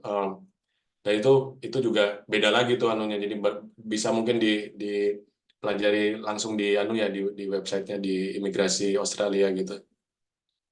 Oke, baik Pak, makasih banyak atas Ya, sharing-sharingnya. sama-sama. Terima kasih Mei pertanyaannya, Pak Visto juga makasih udah sharing jawabannya. Teman-teman ada yang ini mau tanya terkait karir ataupun tadi beasiswa LPDP ya khususnya hari ini. Jadi tapi tetap tidak terpaku di LPDP. Kemudian bisa tadi juga ada Antea. Jadi Antea ini dia udah nge-prepare cukup, bukan cukup, tapi memang sangat baik sekali ya. Udah bikin timeline dan sebagainya macamnya. Izin, saya mau bertanya ke Pak Boleh, Mel? Visto. Oke. Kalau saya kan baru buka LinkedIn-nya Pak Visto ya. Kalau dilihat dari pendidikannya Bapak kan teknik elektrik ya. Iya. Nah, sekarang kan karir Bapak di dunia data science ya. Kalau Iya. kira-kira switch kayak gitu tuh mulanya tuh Bapak sampai melangkah sejauh itu tuh gimana dunia teknik elektrik dan data? Kayaknya hampir jauh berbeda sekali ya. Saya juga ada rencana ke situ sih, Pak. Saat ini kan saya di DevOps digital. Nah, saya ini sedang melakukan apa ya? Saya mau switch career ke data analis. Jadi, saat ini saya sudah apa ya? Mempersiapkan ikut WIME juga, saya sudah membuat planning. Tapi di sini nih saya masih abu-abu ke depannya nih gimana? Karena udah banyak course yang saya ikut, sudah banyak course yang saya ikut untuk pengembangan skill ke data analis, tapi saya belum maksudnya saya belum belum pasti untuk implementasinya kemana karena pekerjaan saya saat ini sama yang saya inginkan tuh belum klop. Itu kira-kira kalau saran dari Bapak tuh gimana ya? Gitu aja. Terima kasih. Ya, terima kasih. Makasih Amelia atas pertanyaannya. Iya, jadi saya memang pendidikannya teknik elektronik. Kalau scroll ke bawah lagi tuh, saya sebenarnya dulu banyak berkarir di HR coba. Saya nggak ada hubungannya sama sekali kan sama elektro kan. Dari HR kemudian saya banyak di compensation ya. Terus kemudian habis itu saya switch ke business analyst. Baru kemudian sekarang di data scientist gitu. Memang nggak ada, kadang-kadang nggak ada garis merahnya gitu. Cuman kembali ke pertanyaan tadi, mungkin yang untuk saya misalnya ke data scientist ini, saya memang sekitar 2 atau 3 tahun lalu saya memang sudah ambil kursus atau training yang berhubungan dengan data scientist, karena waktu itu saya sudah punya ketertarikan ke situ gitu. Dan kebetulan di Chevron sendiri tempat saya bekerja ada program untuk development data science. Kemudian saya apply ke situ. Itu saya masih bekerja di role saya sebelumnya ya. Jadi saya waktu itu belum tahu kalau ada pekerjaan yang terbuka di Perth di Australia, di Chevron Australia untuk data science. Jadi saya ambil aja karena saya punya ketertarikan di situ. Kemudian setelah itu itu kurang lebih 8 bulan programnya itu di internal ya, internal saya, terus kemudian saya ikuti. Habis itu setelah itu kan belum ada nih, nggak ada bukaan juga tentang data science kan, nggak ada ini. Saya masih lanjut kerja di posisi saya sebelumnya. Tapi saya udah kalau ada teman yang bekerja di data science, saya deketin. Kemudian kalau misalnya ada pekerjaan-pekerjaan yang rempet-rempet data science juga saya kadang-kadang ikut gitu. Saya bilang kalau ada yang bisa saya bantu apa, karena kebetulan saya waktu di business analyst juga saya banyak bekerja dengan data gitu. Nah, tapi kemudian akhir tahun kemarin ada tuh bukaan data science di bagian lain, tapi masih di HR juga, tapi data science juga. Ya itu saya apply, dan karena saya udah punya sedikit ini kan pengalaman juga, akhirnya sudah ya saya dapat role itu gitu. Jadi mungkin kalau tahu misalnya atau punya tertarik ke bidang tertentu, ya mulai aja mempersiapkan diri ke situ, belajar atau ambil kursus atau apa istilahnya, kalau punya kesempatan ada project yang berkaitan dengan itu ya kalau bisa ikut join ya join aja gitu. Nanti begitu ada peluang, nanti Amelia udah siap tuh, udah punya portfolionya, karena yang bisa kita kontrol kan itu tadi ya, apa, belajar, kesempatan untuk apa, belajar sendiri atau menjalin hubungan dengan yang berkaitan dengan itu. Kesempatan nggak bisa kita kontrol kan, kita nggak tahu kapan itu akan datang kan ya, tapi begitu itu datang Amelia udah siap gitu. Jadi dimulai dari diri sendiri aja dulu. Yang mudah-mudahan menjawab ya Amelia ya. Oke, terima kasih Pak. Oke, terinspirasi Amel? Iya, Udah ada sangat ilham, terinspirasi sekali saya. langsung dikepoin Pak Visto, ini Iya. profilnya di LinkedIn. Oke, thank you Amel pertanyaannya. Semoga nanti tercapai ya untuk shifting ke data analis. Oke deh, teman-teman, masih ada ini pertanyaan? Kita di sini untuk yang bahasan LPDP ada Antea saja ya, karena kalau dia berhalangan untuk lanjut dikarenakan padam listrik, jadi sinyalnya juga ikut terganggu. Oke. By the way, saya ada titipan, oh ini nih. Oke. Oh ya, Mbak Nada. Oke. Ini ada pertanyaan dari Mbak Nada nih, Pak Visto. Sebelumnya terima kasih ke Claudia, Antea, dan juga Pak Visto untuk sharingnya. Dia mau tanya, kira-kira kalau di Australia, Pak, berapa minimum salary yang worth untuk afford desain cost living di sana? Karena memang cost living tinggi dan pajak juga tinggi. Hehehe, makasih Pak, gitu katanya. Nggak enak nanya ada hehehenya. Nanti habis ini Lisa ya, open mic list. Oke, silakan Pak Visto, berapa sih minimalnya? Gitu. Kalau di cost living relatif ya, wah saya mungkin nggak susah ya menyebutin angka, karena saya juga, karena kebutuhan hidup orang masing-masing orang kan beda ya. Cuman kalau di Australia ini ada minimum wage kan namanya, itu sekitar mungkin sekarang itu sekitar $60.000 per tahun ya. Itu kayak di Indonesia mungkin mirip UMK ya, UMK atau UMR gitu. $60.000 itu minimumnya, kalau nggak, saya lupa angka pastinya, $60.000 atau $70.000. Dengan gaji segitu itu mungkin agak mepet ya, maksudnya hanya untuk mungkin basic kebutuhan hidup aja. Kalau berkeluarga misalnya dengan 2 anak itu, ya 2 anak yang masih kecil gitu, mungkin ya kalau di Perth ya, di tempat saya sekarang ini tinggal, itu 100 sampai 120.000 itu mungkin udah cukup ya untuk bayar rumah, untuk kan kalau kebutuhan hidup di sini kan bayar rumah, kemudian makan, grocery, dan transport ya. Biaya akomodasi sini cukup tinggi gitu, jadi harga sewa, kalau nggak sewa kan beli mortgage ya, rumah atau beli rumah ya, itu kurang lebih rata-rata mungkin habis 20-30% dari pendapatan kita tuh, kurang lebihnya. Terus nanti ada makan, ada biaya hidup dan sebagainya. Kalau menurut saya sih angka 100-an, 120 itu untuk keluarga kecil itu cukup sih, udah bisa hidup nyaman walaupun nggak berlebihan lah. Ya, itu udah bisa untuk beli mobil juga, nyicil mobil misalnya. Kalau di Indonesia kan nyicil mobil terus bayar kontrakan gitu kan. Mungkin sekitar segitu udah cukup banget lah. Oke, Pak. Iya. Nimpalin, Pak. Kalau misalnya di sana kebutuhan, maksudnya kenaikan per setiap tahunnya tuh tinggi nggak untuk pengeluarannya? Inflasinya maksudnya? Iya, betul, inflasinya. Enggak sih, enggak.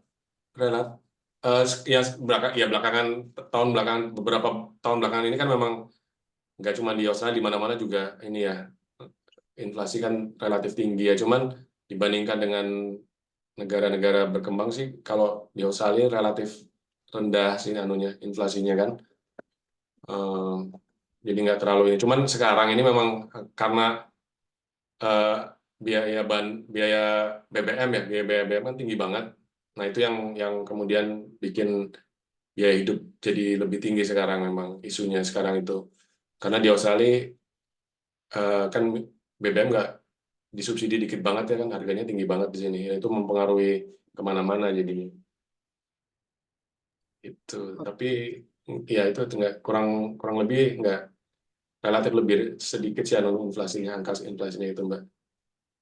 Oke. Terima kasih, Pak, jawabannya. Semoga dapat gambaran ya, Mudah-mudahan Mbak Nada. menjawab ya, Mbak Nada ya. Iya.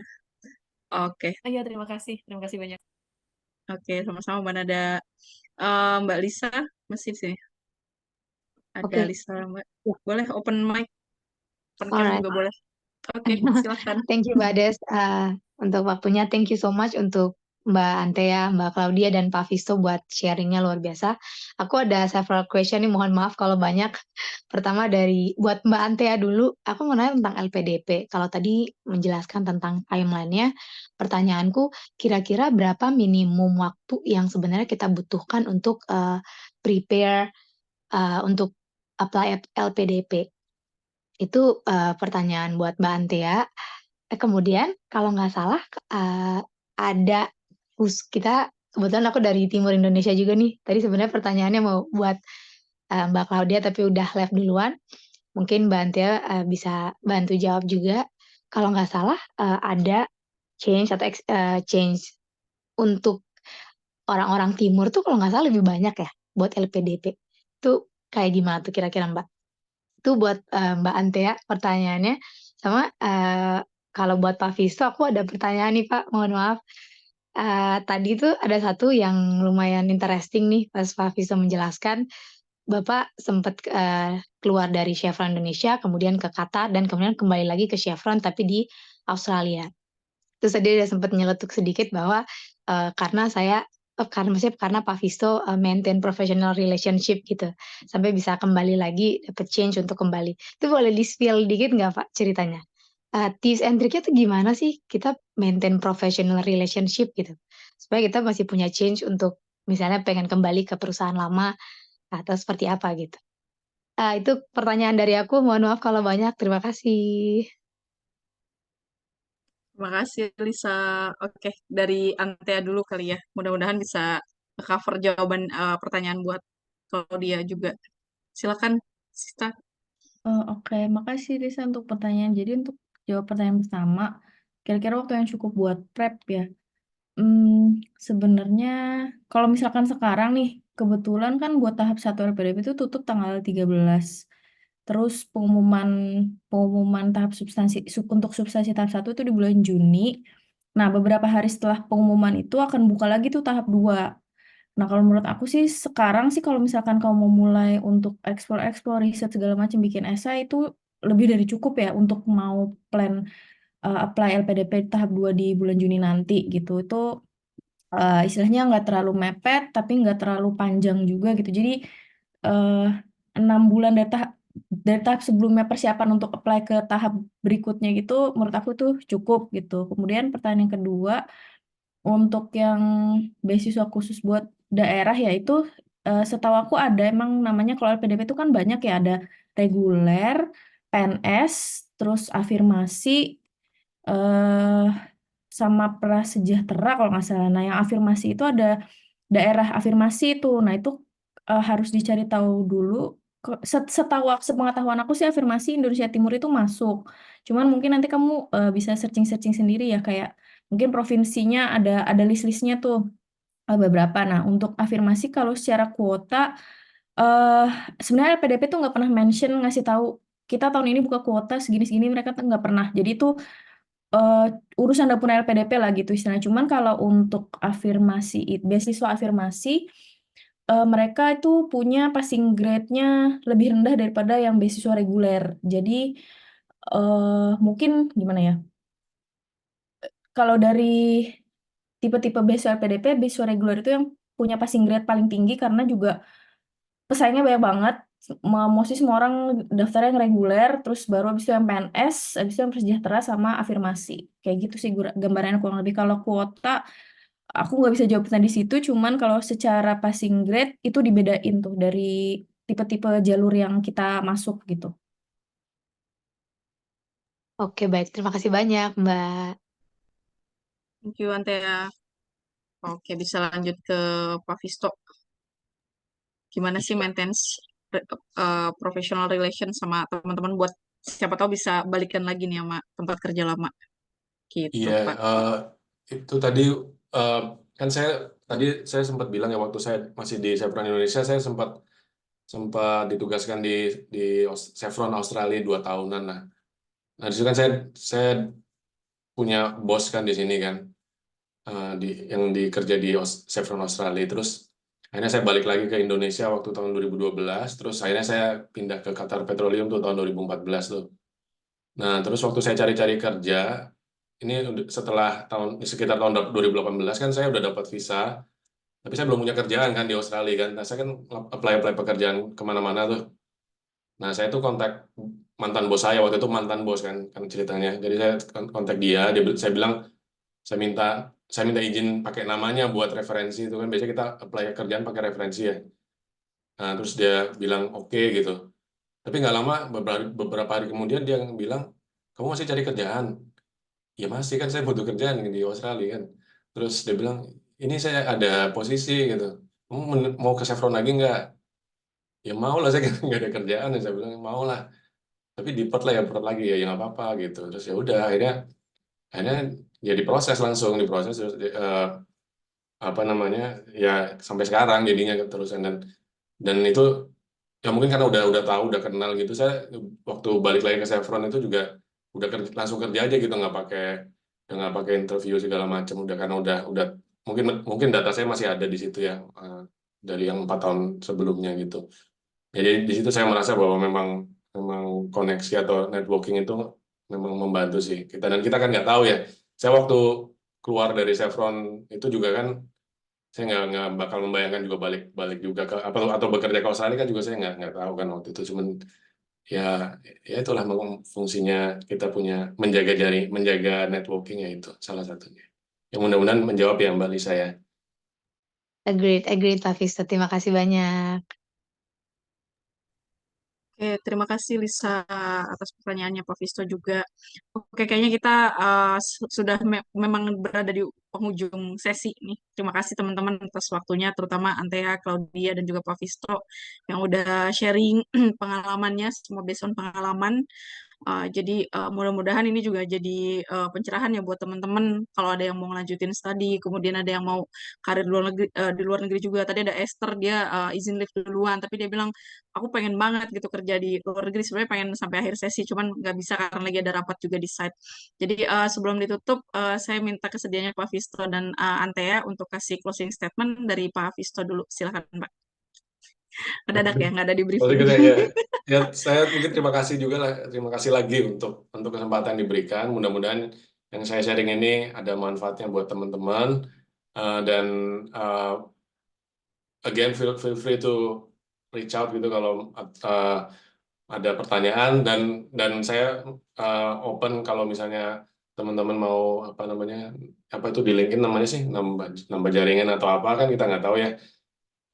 Silakan, atau mau menghubungi saya. Tapi sekali lagi terima kasih atas waktunya Mbak Desri dan Mbak Maya, dan terima kasih atas pertanyaan-pertanyaan yang tadi dari teman-teman juga.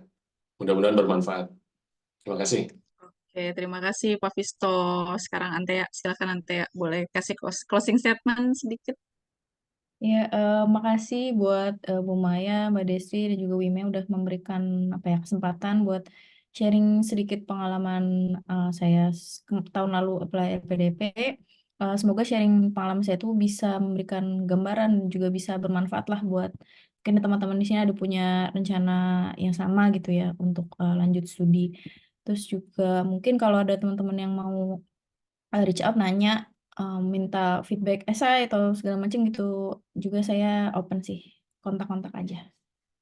Terima kasih semuanya. Oke, terima kasih Antea. Sekali lagi terima kasih untuk semuanya yang hadir hari ini. Nanti kita akan ketemu lagi. Mudah-mudahan kita nanti rutinkan sesi untuk masterclass ini. Tadi udah ada Pak Sigit ya, udah mengajukan satu narasumber.